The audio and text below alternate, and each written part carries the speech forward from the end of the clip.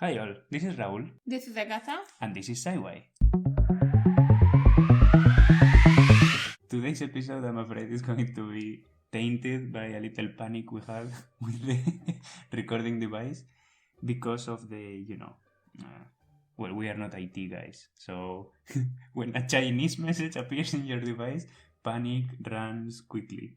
Yes, but few breaths in, few breaths out. Thank you for Google, the YouTube. And we managed to solve the issue. Yeah. Hopefully it will never, ever happen again. Mm-hmm. So anyway, today we are going to talk about a topic that touches us deeply, but not really, okay? Because I think it's something interesting since I was, researching all this matter. Because we were supposed to talk about pregnancy and how, the female body changes, all the changes that you go through and all that. But I think that is common knowledge. They're not much, not so interesting to talk about. I don't think it's a common knowledge because, now I'm pregnant. Yeah. And when researching, because of course, when you get pregnant, you want to know everything week by week what's going to happen. To the minute. Yeah.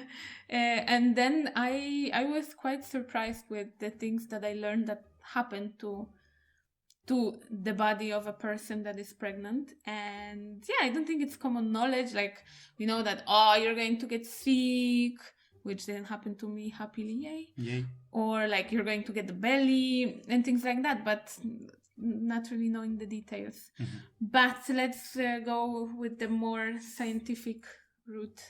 Yeah, and also if we are supposed to talk about all the changes that you go through during pregnancy, this podcast would last hours, or we will have to split it in several episodes. So maybe we will do a pregnancy special or something like that. Maybe for the Valentine's special.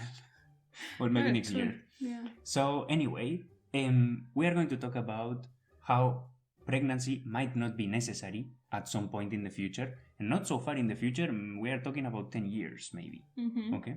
So, to begin with, I guess that you... Matrix.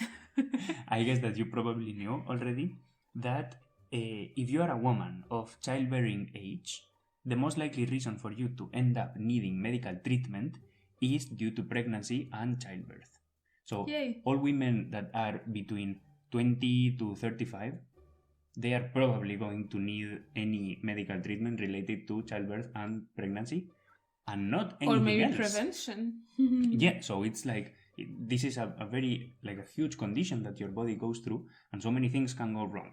Okay, now in countries, I'm going to give you now some statistics that I found, because why not? In countries with good hospitals, so we are talking about Western North countries. Mm-hmm. Okay, so basically Europe, US, and Canada. Okay. There is 24% chance of keeping a baby born at 23 weeks alive. This means that you only have 23% chance that your 23-week-old baby will survive. Mm-hmm. You follow me? Yes, and recently I've seen a piece of news about twins that were born at 22 weeks old, of 22 weeks of pregnancy. And they were so small. They were so small, and I think it's a proof that modern medicine is really, really, really working. That they look managed, like a leather glove. Yeah, and they managed to keep them alive. They gave them all the necessary treatment, and then they grew, and it's as if they were carried to the full term. I don't know if they had any conditions, because usually the prematurely born kids have at least some conditions, maybe respiratory or with heart. The point here is that it's so the body is so not developed, the baby body is so not developed, that imagine that your baby is born at 23 weeks.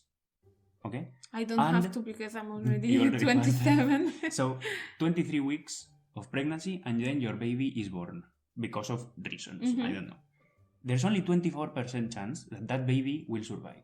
Yeah. But out of all those 24% chance, 87% of them will have major complications such as lung disease, bowel problems, brain damage, and blindness.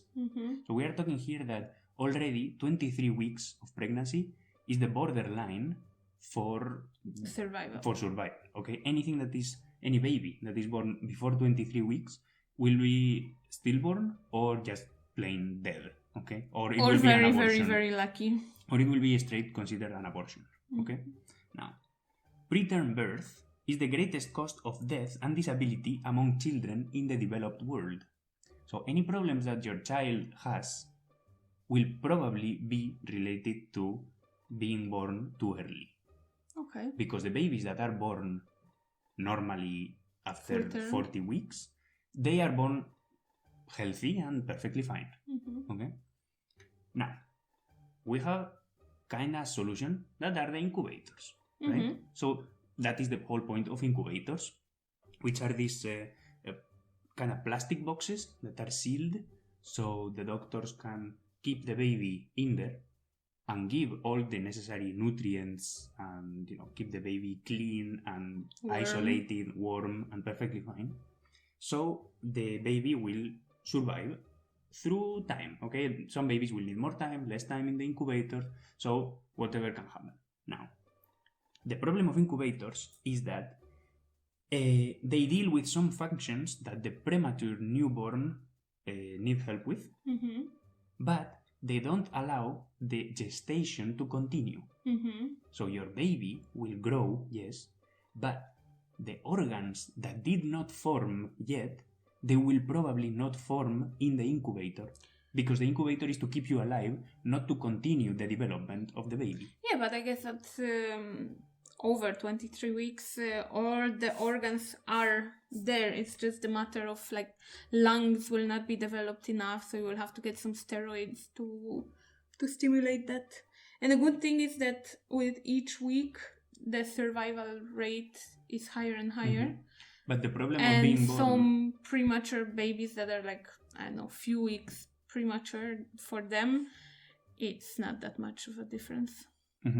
But the problem of being born at 23 or 24 weeks is that you don't have lungs, or like your lungs are not fully developed. Yes. Okay, so the whole point of lungs is to oxygenate your blood and make this gas exchange. Now, if you are born at 23 weeks and your lungs are not developed enough to do this exchange, how do you breathe? You cannot. So if you are born at 23 weeks, you will probably die. Okay. Now, this can be solved with a new invention that scientists are working on, which is basically an artificial uterus. It's like this egg thing. Yeah, it's called Biobio. Okay, and the goal is to create an environment that will help extremely preterm babies so they can develop in it. Okay, and it's pretty cool because there's already successful trials in lambs and mice. Okay. And when you see the lamb like suspended in this, it's basically like a balloon full of liquid, and it looks quite dystopian, but it's pretty cool. I think I've seen it at some point. Yeah, this is an invention that started in 2017 because they had success with lambs. So it's developing, so it is possible to be done. Okay, now they are doing tests in lambs because the embryo development of lambs is very similar to the one of humans. So if you are successful with lambs, you will probably be successful with humans. Okay, so cool. Now, this does not mean that babies are going to be born or to be developed in plastic bags away from their mothers, like in some kind of Matrix capsule. Matrix has done so much for our world. So, and later they fucked up with all the sequels. Anyway, are you going to watch the Matrix 4? Matrix 4 is... I watched Matrix 1. Jesus, Matrix and 4 I finished there, and I don't plan on changing that. Producers are hungry, eh? Well, anyway, babies will be developing in the womb of the mother, okay? And when they are 23 or 24 weeks old, they can be extracted through a cesarean cut, okay? And then put in this bag that imitates the womb. Okay. Now, the bag is basically the So amniotic sac. basically we're going to make it like my favorite animal. Like Well, maybe not my favorite animal, but when it comes to reproduction, I love how kangaroos do that. Maybe one day we will do an episode about that. We should. Or at least small y, because it's insane how kangaroos do that. Basically, yeah, like that. It's pretty cool. They can. It's there for some time in the uterus, and then it just comes out and goes to a nice warm bag, and it stays there, and which makes the birth totally painless. Yeah, because because it's fucking tiny, not like one of the reasons what humans have to go through with this giant head coming that's between the problem, your legs. which is like just to how about you are born with a smaller head, right? Proportionate with the size of the body. You know Well, what I mean? Well, it is proportionate. It's just.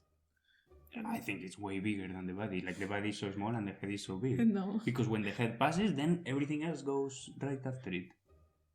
Yeah, because the rest of the body is more like, like wiggly. Well, anyway, did you know that babies don't have bones in their skull? Everything is cartilage, like your ears or your nose. Yes, and then shocking. And then it hardens. Thanks to that, you can push them out because let's say that the skull will move accordingly, and that's how you get to push them out. And then they look like an alien. Yeah, and they can have like little Voldemort egg head, which is supposed to pass quickly. Yeah. And then with I don't know how old you are when your skull gets fully hard. Yeah, it turns like into 2-3 years old, I believe. Or so. Yeah, so that's why you have to watch out for your baby's head.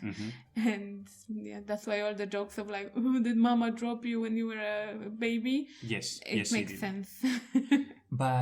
And also, I saw the skull of a baby, and it's full of teeth. Yes. Jesus, that is one of the most haunting things I've ever seen. Guys, go right now to Google. Well, maybe not right now, but later. Go to Google and write baby skull teeth, and because the teeth they have to come from somewhere. They are not just like magically appear. So they are already inside your skull, and then they are pushed out. So a baby skull is full of teeth. It's haunting. Yeah. So anyway, and back to the topic. Check also in Google the MRI pictures of fetuses. It's entertaining. They look poltergeist-like. So anyway, back to the topic.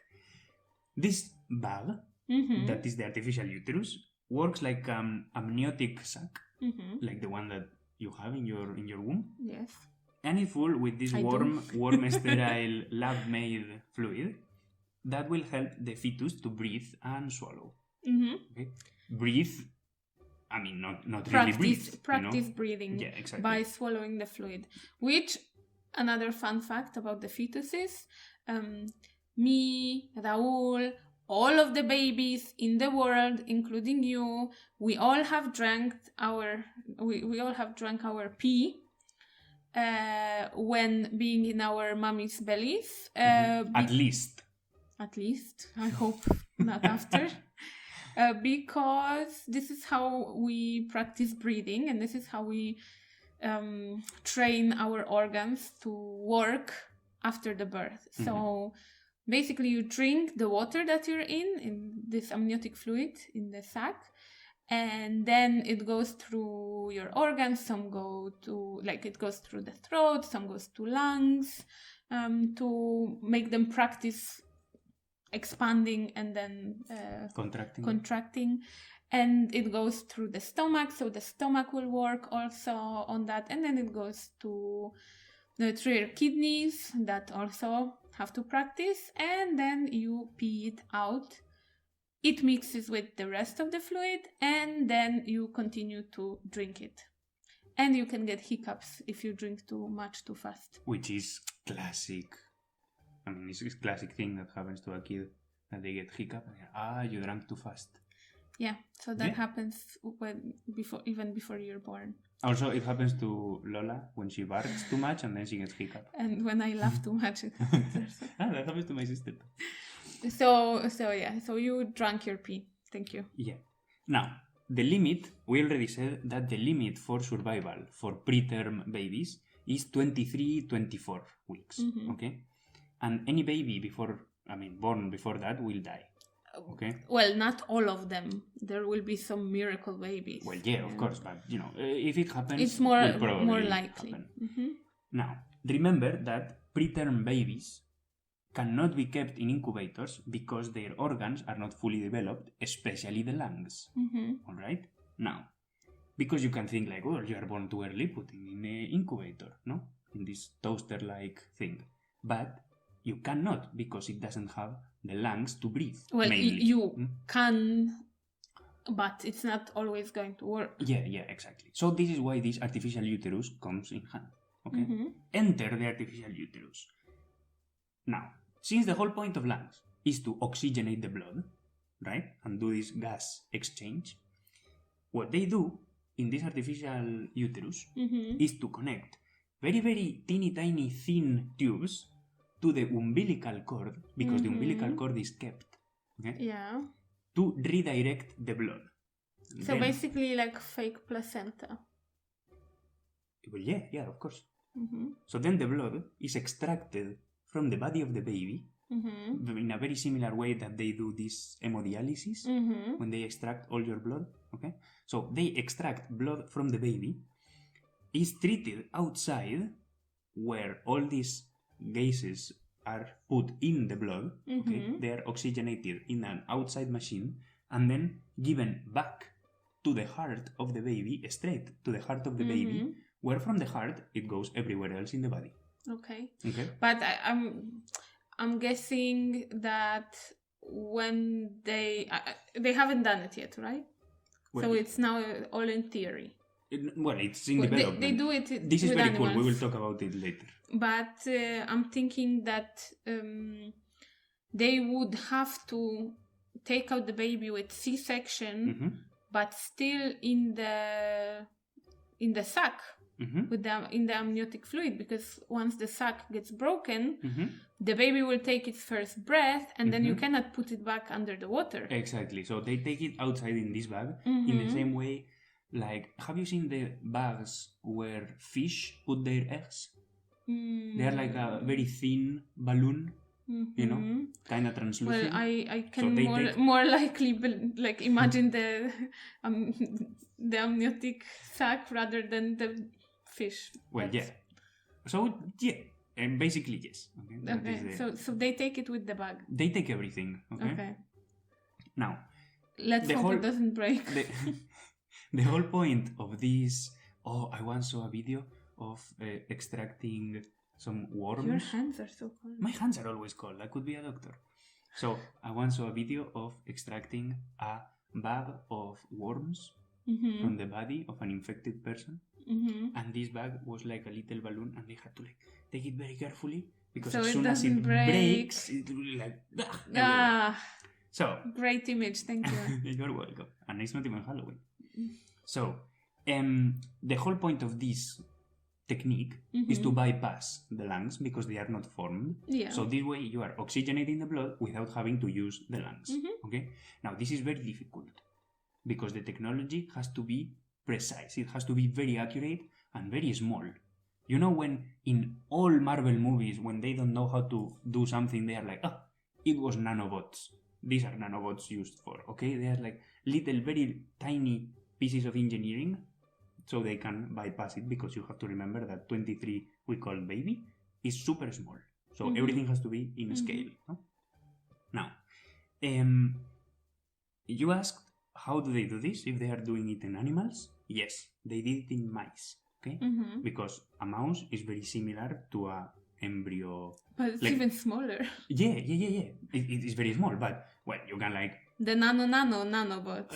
You can have hella mouse, and if you make a mistake, you're like, whoopsie, and take another, no?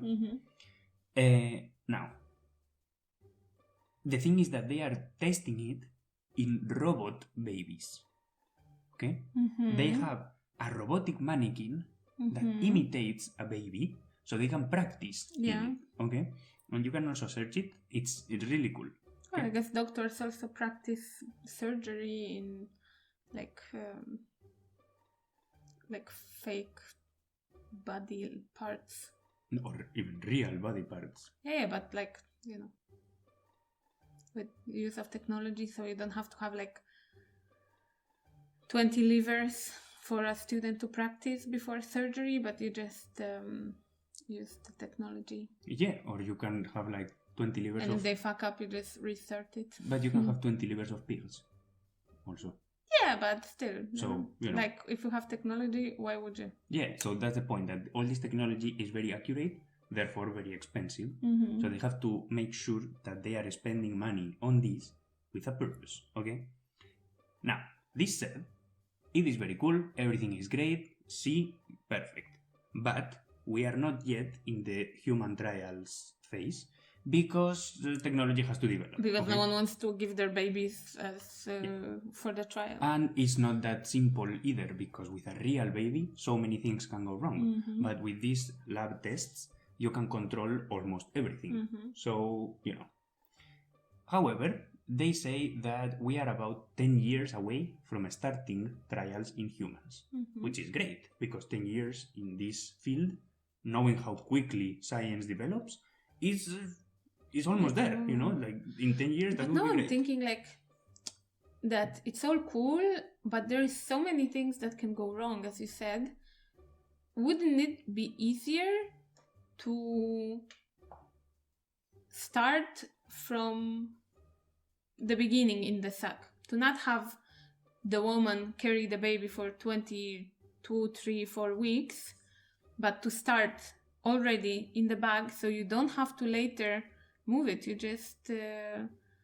You would just have to create like artificial placenta to feed the baby, make sure that all the nutrients are there, make sure that the embryo develops, and then you don't have to move it, which I think is the most tricky part. Yeah, and that's what they are saying now, is that where are we going to stop? Okay?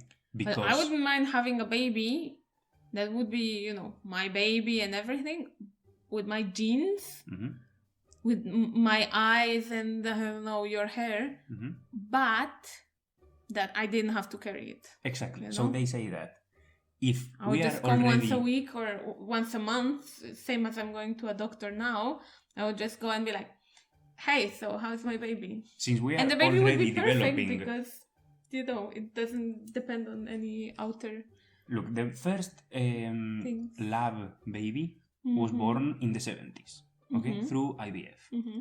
Now, by lab baby, you we mean already someone... have, I mean IVF, in vitro fertilization. Yeah, but it was, implanted into a woman. Yeah, of course, that's what I mean. So the first lab Was baby... it really a lab baby? So the first lab baby was born in the 70s through IVF, where they take an egg, a female egg, and then they fertilize it with sperm, and then when the fertilization has been done and the egg started to replicate, then they take, when the egg is in a phase called morula stage, I learned that in animal embryology during my master. So then they take the egg and they implant it in the uterus. Mm-hmm. Okay.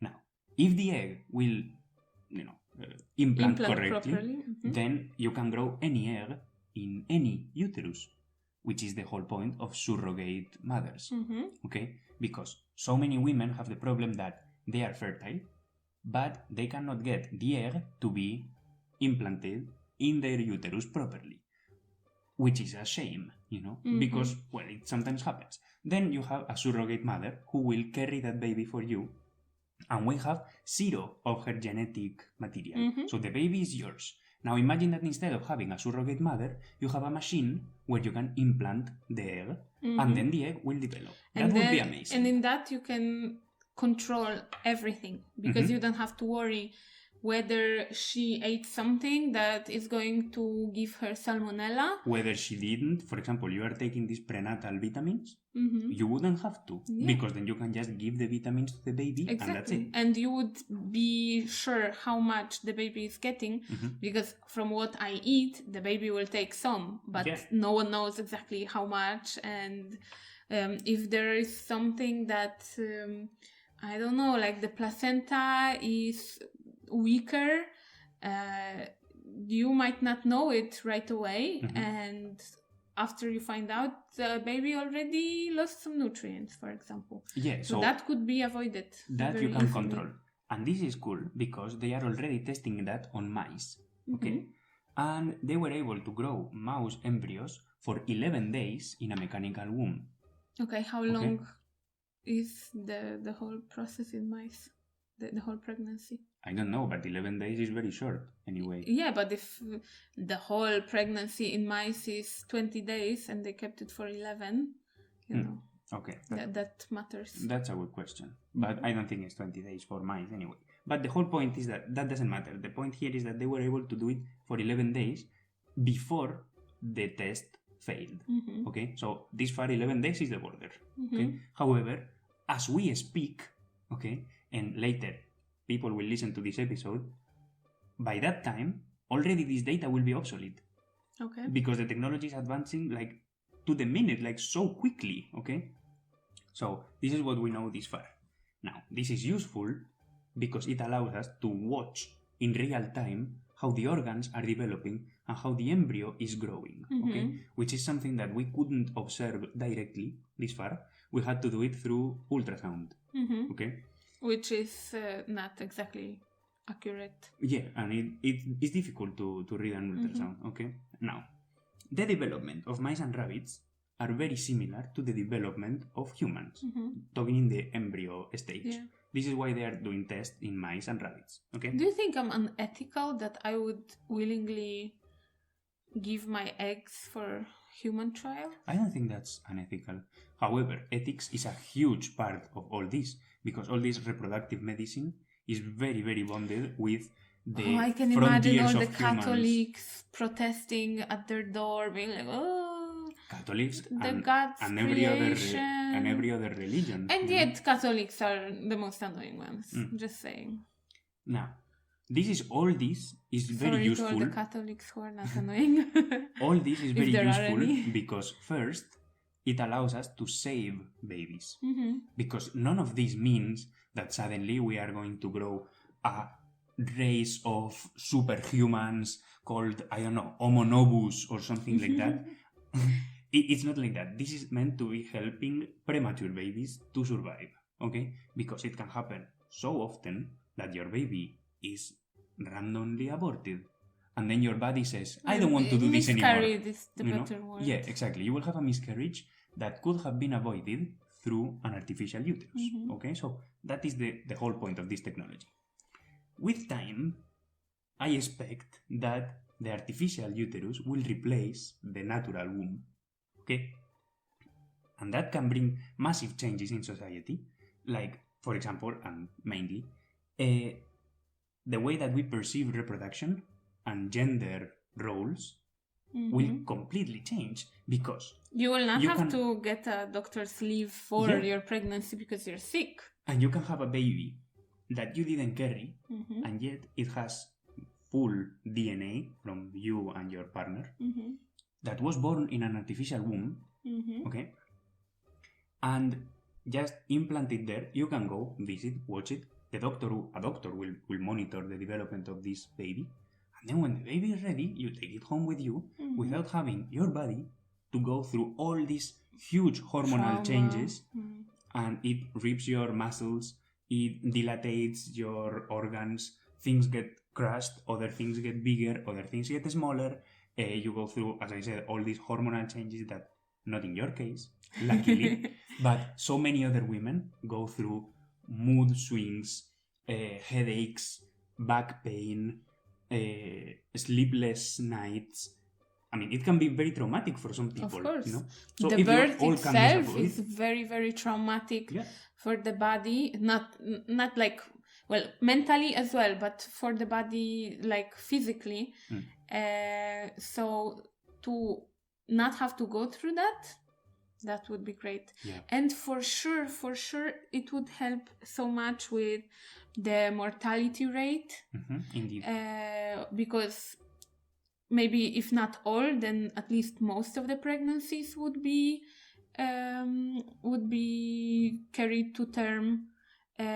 Also, everything could be like because we know that nowadays there are some conditions that can be treated inside the womb, like I don't know, heart surgery on a fetus. Yeah. Can be done, but it's very complicated. They have to cut the woman open, and then they have to get through the amniotic fluids and everything. It's difficult because in this case, you have to treat two bodies.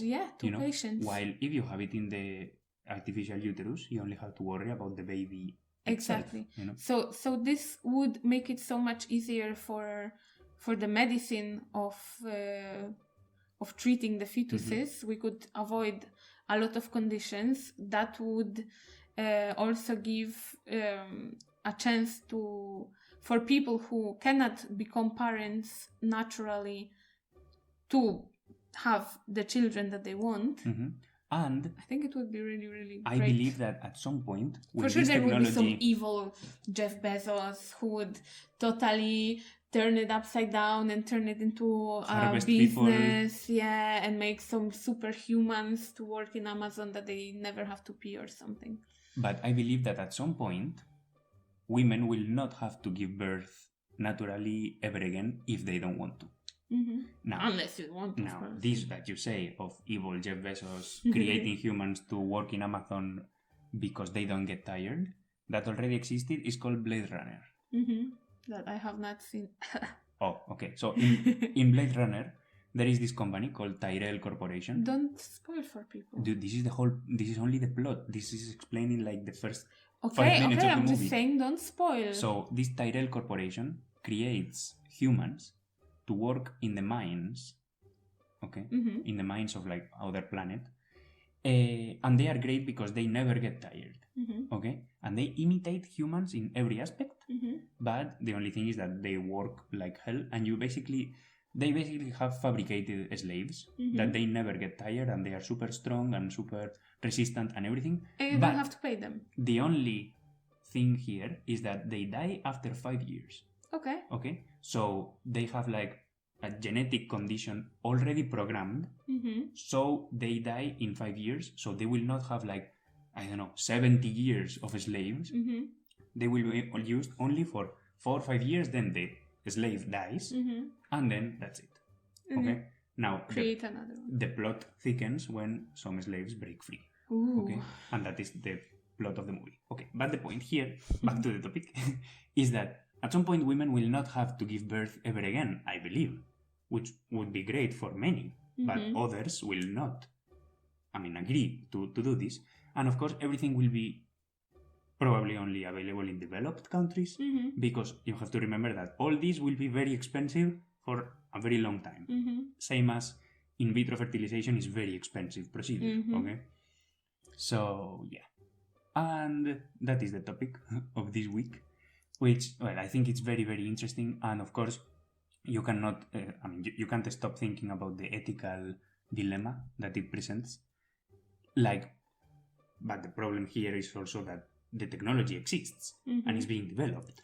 So, and you can also... The only way that you can control it is by being open and actively talking about it, trying to make it for the good rather than for the evil, because the technology exists, okay? And it's going to be developed whether you like it or not.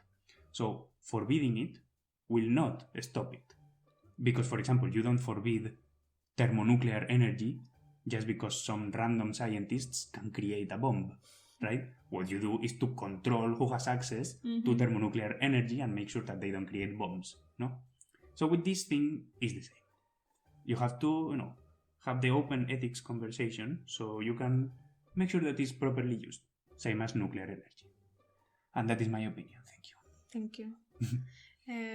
I'm now like a thought popped up in my head that it could happen that rich people would have, for sure, much better access to it, or probably would be the only ones to have access to it for a very long time.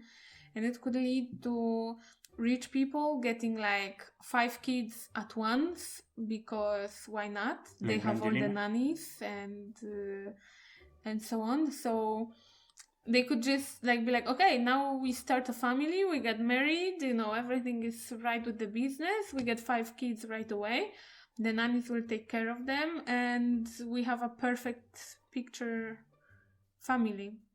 That's and I don't know, I'm thinking that it might not be the most that it would be treated as in like farming the kids for like because nowadays famous people don't get kids for publicity at all. Yeah, that I mean never they happens. do, of course, but like at least you have to put some effort to it. Like, you have to have sex. Well, you have to have sex, or you have to spend money on a surrogate who will carry the kid for you. So this is the same. Yeah, but usually you will like have to focus on one. Well, if you can get 5 and no problem. Dude, Brangelina have like 200 kids, and some of them are not even theirs, they are adopted. So? They are like the Benetton family. But they didn't go and like, okay, today 5 kids is ours. They actually, it was a process that took many years, Well, yeah. So I would not use that as an example. But back in the day, the Maori warriors were getting tattoos, okay, and it was a very slow process that took years. And now anyone can have it. And now anyone can have them in a matter of months. You can have your full body tattooed. So this is the same. The technology only makes it quicker and easier, but the root is still there. No? Well, I don't know. It's just for sure something to consider. But I do believe that it would be better, and the kids that are being brought to this world would have better start, and they would be healthier. There are many aspects to consider in this question, and I'm afraid we're running out of time. So this has been all for this week. Yeah, you can read more about it and let us know what you think. Check the sources that I will put linked to this episode. Google what happens to female body or to body of a person with a uterus who gets pregnant. And for further support, you can follow our Instagram at Sci-why.podcast. Yes, and share it with a friend, because sharing is caring. Drop a like if you like, and we will see you next week. Yeah, so dzięki pa. Dzięki pa.